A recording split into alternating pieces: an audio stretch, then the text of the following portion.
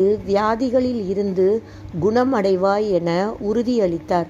பாபா, கர்ம வினையின் பயனே அவரது வேதனைகள். அவற்றை சமனப்படுத்த முடியும்.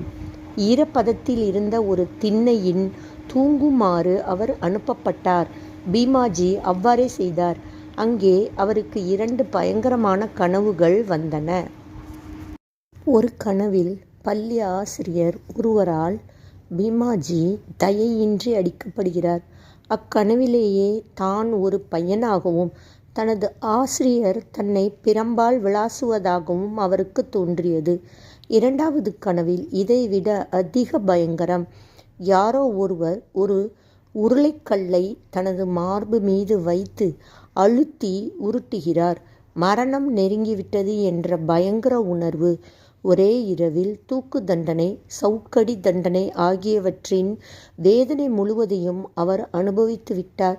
இந்த வகையில் வினைப்பயனான தண்டனைகளை பாபா மாற்றிவிட்டார்.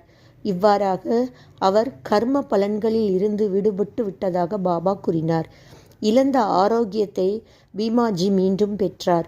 கர்ம வினைகள் எதுவாக இருப்பினும் நாம் பின்பற்ற வேண்டிய பாதுகாப்பான வழி சாய்பாபா போன்ற சத் புருஷர்களின் அறிவுரைகளை பின்பற்றி நடப்பதே என்று நமக்கு எடுத்துக்காட்டுகிறது.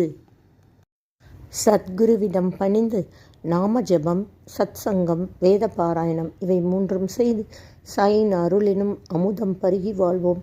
ஸ்ரீ சாயை பணிக. அனைவருக்கும் சாந்தி நிலவட்டும்.